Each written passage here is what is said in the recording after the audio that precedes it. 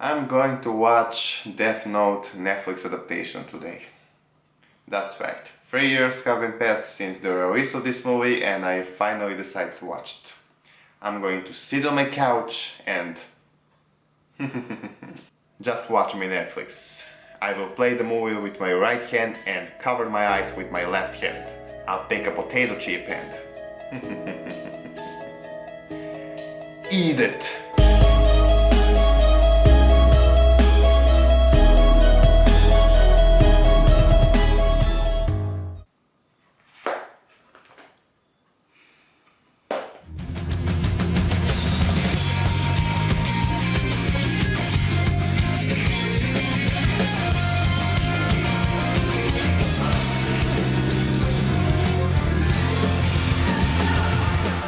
Hi everyone, my name is Martin and welcome to my channel.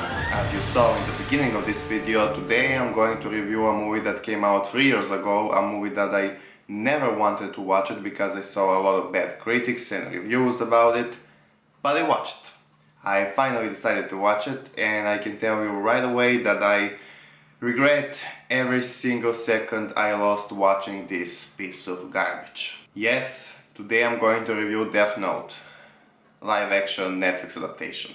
I don't know a single person who has watched Death Note, anime of course, and didn't like it. This is a classic. If someone asks me, hey, can you tell me some good anime to watch? I will always tell them to go and watch Death Note first. The animation is alright, but the writing is just a piece of art. Every single episode makes you to freak out and want to watch more. So how to take the best story ever written and made it looks like a piece of shit?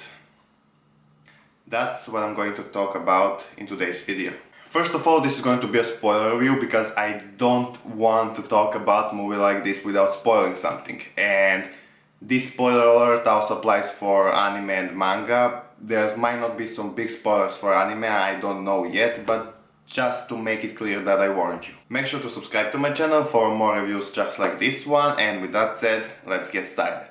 Death Note is a story about a young high school student named Yagami Light in anime or Light Turner in a movie. I'm just going to call him Light here in the video. He's a villain protagonist of this story. One day he discovers a mysterious notebook that has a power to kill anyone whose name is written within its pages. So we are now 20 minutes into a movie and it's already starting to killing me from the inside.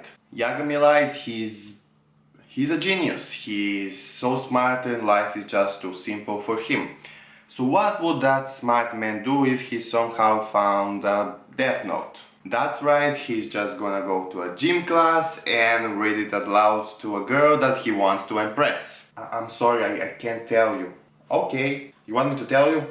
I'll tell you. Writing, right? Great job, Netflix, great job. This is, oh my god, this is going to be a long video. This has to be a joke, right? This movie has to be a joke. Listen, I'm always down for changes. I don't think that if you need to remake something that you need to do it exactly the same.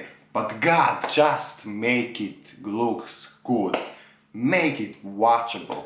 Don't throw everything great from the story. Ryuk on the other side, he was the best part of this movie. He is played by William Dafoe, but he was barely in the movie.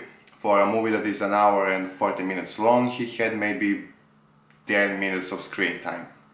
Also, acting in this movie is beautiful.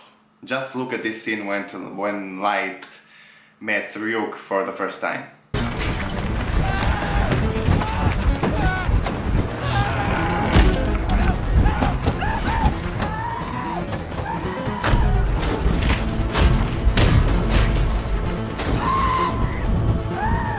That's beautiful. This is of course a sarcasm if someone didn't get me right. Acting was so bad. I don't think that Nat Wolff is a bad actor, but I have to admit that he was for sure the worst part of this movie for me. Then we have that girl Mia, who Light wants to impress. She's supposed to be Misa, but she somehow managed to be worse than Misa. And I don't really like Misa in anime, but I would rather watch her than this girl At least Misa had some purpose in the story, even if that purpose was for her to be used by light. This girl, no, just what was her purpose? She's been pushing light to kill all those people so that we think that light is actually a good person. Oh my god, I'm already tired of this movie. And I just started. And we also have Elle. Now Elle wasn't that bad. They got some things right, like him sitting in that weird position, eating candy, don't wearing shoes, but he's still far away from a good Elle character. Elle in anime, he is my favorite character and at the same time one of my favorite anime characters of all time. He is so mysterious and so smart and he fights good. He is a guy who really pushed light in the corner and I cheered for him the first time I watched anime. I really wanted him to win. He knew how to show us, for example, why light is Kira. We are following a couple of episodes of just Elle spying on light and tracking his every single move, and we can there actually see how smart both of them actually are. In this movie Elle is just like, oh, light is Kira, I know that. You are Kira. No, I'm not. Yes, you are. I know that. Okay, how do you know that? I know that. And yes, they did show us a reason why he thinks like that, but that wasn't enough for me. This movie don't have that big game of chess that we have in anime. That game between Elle and Light is actually the main reason why everyone loves that anime. Instead of that, we have a chase scene. Yes!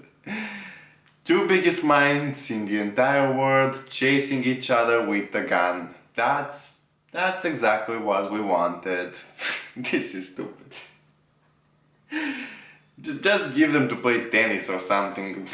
Light is for sure the worst character in this movie. There's not a single thing, a small thing between Light in anime and Light in this movie that it is the same. And I said earlier that I'm always down for changes, but they f***ing destroy the entire character. Nothing, literally nothing about him is done good. The only time when they tried to show us that he's smart is that the beginning of the movie when he solves other people's tests for money. Seriously, that's the best thing that you could come out with. And yes, there's that scene at the end when he makes a plan how to kill Mia if she takes a death note from him. How is he going to survive if she tears the paper with his name before her death? He includes some doctor and a retired postman. But let's be honest, that plan was bad.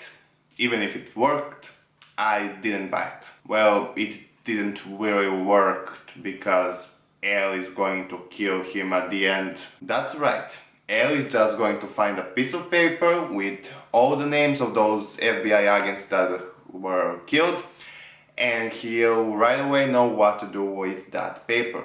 Or I just missed something. I don't remember the scene when Elle finds out about the Death Note. There's also one scene with Elle starting to go crazy after finding out about Watari's death, and he grabs a suitcase and we all think like, what is in that suitcase? This has to be something good, something new.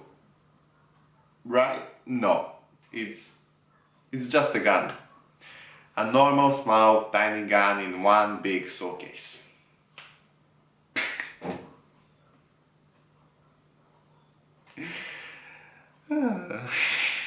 I know that this movie came out 3 years ago and I saw a couple of reviews about it and I knew that I'm not going to like it. But I tried. I really tried to find out something good in this movie besides William Dafoe as a Ryuk.